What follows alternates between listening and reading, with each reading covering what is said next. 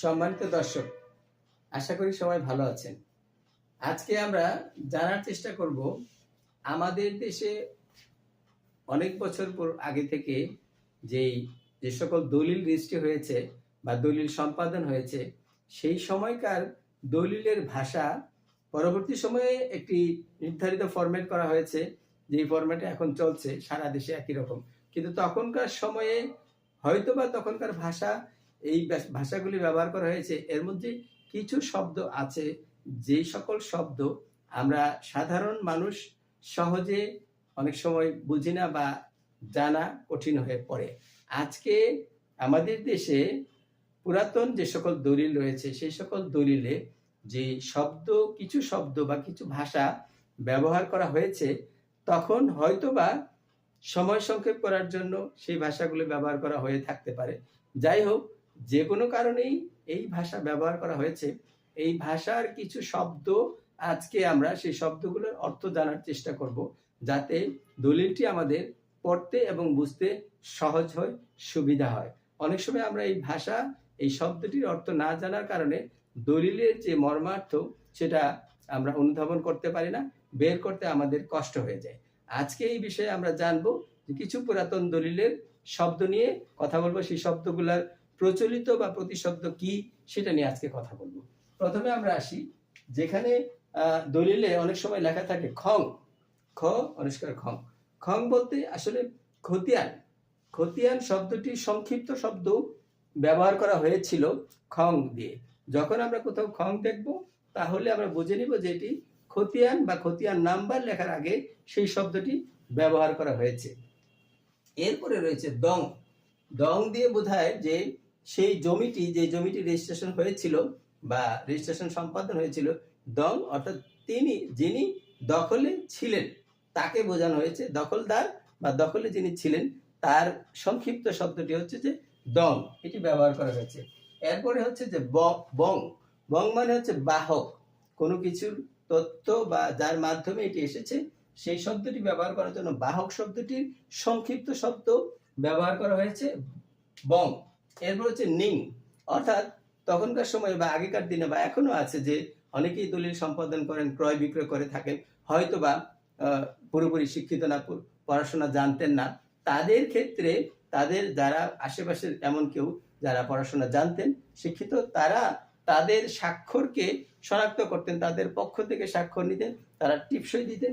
সেই ক্ষেত্রে এখানে নিং বোঝানো হয়েছে, অর্থাৎ ওই ব্যক্তিটি, ওই দাতা বা গ্রহীতা নিরক্ষর ছিলেন, তার একটি সংক্ষিপ্ত ব্যবহার করা হয়েছে নিং। আমরা এখানে দেখলাম নিং। এরপর হচ্ছে গং। গং হচ্ছে যখন একাধিক ব্যক্তি থাকে, অর্থাৎ একের অধিক ব্যক্তি। এটা গং মানে গণ, ব্যক্তিগণ, অর্থাৎ দাতা একাধিক হতে পারে অথবা গ্রহীতা একাধিক হতে পারে।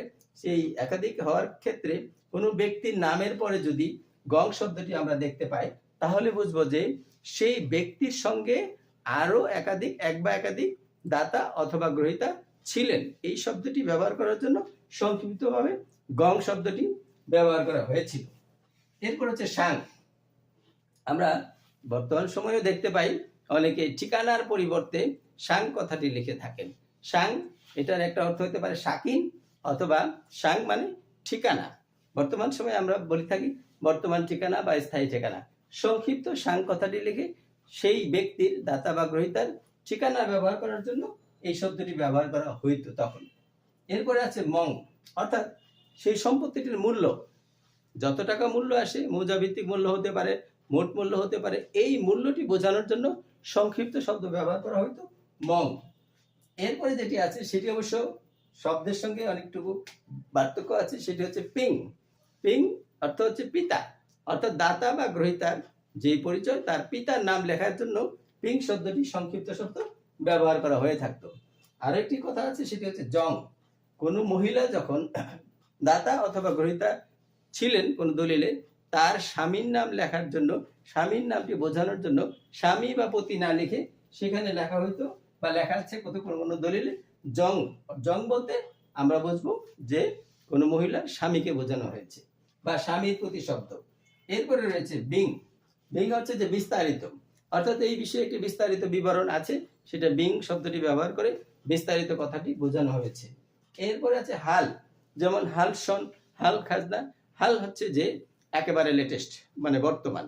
অর্থাৎ এটা বোঝানো হয় সাধারণত সিএসএস বা আরএস পর্চার যে দাগ খতিয়ান, সেক্ষেত্রে যে পূর্বের যে খতিয়ান সেটাকে আমরা বলতে পারি সাবেক, এবং বর্তমান যে খতিয়ান সেটা হচ্ছে হাল। যেমন যদি আমরা উদাহরণ দিই, যেমন আমাদের দেশে সর্বশেষ যে বর্তমানে যে জরিপটি ইতিমধ্যে হয়ে গেছে, আমরা যে জরিপটির পর্চাগুলা বাংলাদেশের প্রায় অনেক এলাকায় পেয়ে গেছি, সেটা হচ্ছে বিএস বা বিআরএস অথবা সিটি জরিপ। এই যে সিটি জরিপ, এইটার যে দাগ খতিয়ানগুলো, এটাকে আমরা বলতে পারি হাল। আর এর ক্ষেত্রে এর আগের যে জরিপটি হয়েছে সেটি হচ্ছে আরএস জরিপ। সেই আরএস জরিপের দাগ এবং খতিয়ান নাম্বারটিকে আমরা বলতে পারি সাবেক। তো এখানে হাল বলতে বর্তমানকে বোঝানো হয়েছে।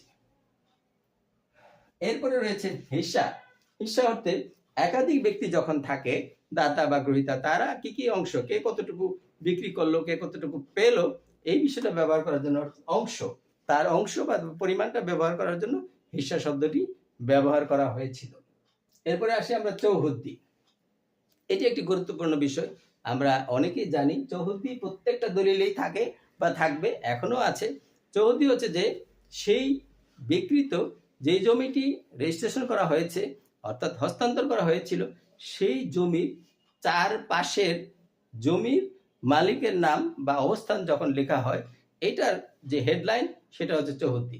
চৌহদ্দি বলতে জমির চারপাশের পরিচয়, জমিটিকে সঠিকভাবে শনাক্ত করার জন্য চৌহদ্দি। যেমন আমরা বলতে পারি যে একটি জমি, এটার উত্তরে রাস্তা, দক্ষিণে জনৈক ক, পূর্বে খাল, পশ্চিমে অপর কোন গ, এরকম ব্যক্তির নাম থাকে। সেই নাম দিয়ে বা সেই বিষয়ের মানে নদী, খাল বা রাস্তার শনাক্ত করা যায়, সেই জমিটিকে শনাক্ত করার জন্য এই চৌহদ্দি ব্যবহার করা হয়ে থাকে।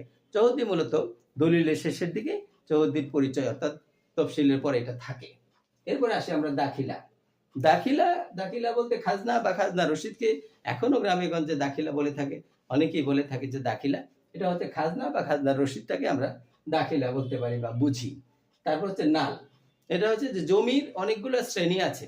ভূমি আইনের ভাষায় বা ভূমি ব্যবহারের ভাষায় জমির অনেকগুলো শ্রেণী, যেমন নাল, বিটি, চালা, এরকম। তো সাধারণত যেই জমিতে ধান চাষ করা হয়, অর্থাৎ সমতল লেভেলের, সেই জমিটাকে নাল হিসাবে বলা হয়েছে। এছাড়াও জমির আরো শ্রেণী আছে, বাড়ি, ভিটা, চালা, অনেক ধরনের নাম আছে। এটা একটি শব্দ নাল, সবচেয়ে বেশি ব্যবহৃত হয়ে থাকে নাল, মানে চাষাবাদের জমি। এবার আসি আমরা তামিল। তামিল শব্দটি দিয়ে বোঝাচ্ছে যে কোনো একটা আদেশ পালন করা, অর্থাৎ কোনো একটা অর্ডার করা হয়েছে, আদেশ করা হয়েছে, সেই আদেশটি পালন করাকে তামিল শব্দ দিয়ে বোঝানো হয়েছে। একুনে, একুনে শব্দটা শুনে আমরা বুঝতে পারছি যে এখন হচ্ছে যে কয়েকটা বা একাধিক বিষয়ের সমন্বয়ে যে বিষয়টা, অর্থাৎ যোগফল। কয়েকটি দাগ হতে পারে, কয়েকটি খতিয়ান হতে পারে, কয়েকটি জমির পরিমাণ হতে পারে, যেমন 5 শতক, 7 শতক, 10 শতক, সব মিলে কত শতক হলো, কতটুকু হলো, সেটা হচ্ছে যোগফল বোঝাতে একুনে বলা যায় বা একুনে ব্যবহার করা হয়েছিল। এরপরে আমরা আসতে পারি এজমালি, যেটা বর্তমানেও প্রচলিত আছে। আমরা এজমালি শব্দটি ব্যবহার করি। এজমালি, কোথাও কোথাও ইজমালিও বলে থাকে, অর্থাৎ যৌথ সম্পত্তি, যৌথ মালিকানার সম্পত্তিকে এজমালি সম্পত্তি বলে। এটা হচ্ছে এজমালি। এরপরে রয়েছে খিরাজ। খিরাজ, যেটা কর বা খাজনার একটি বিকল্প শব্দ হিসেবে ব্যবহার করা হয়ে থাকতো। এরপরে হচ্ছে গিরবি, মানে বন্ধক। এই শব্দগুলো অবশ্য বর্তমানে একেবারেই খুব একটা ব্যবহার হয়ে থাকে, হয় না। এরপর হচ্ছে মব ব্লক, অর্থাৎ মোট। মোট শব্দটি মং শব্দ দিয়েও ব্যবহার করা হয়, মবলক দিয়ে ব্যবহার করে।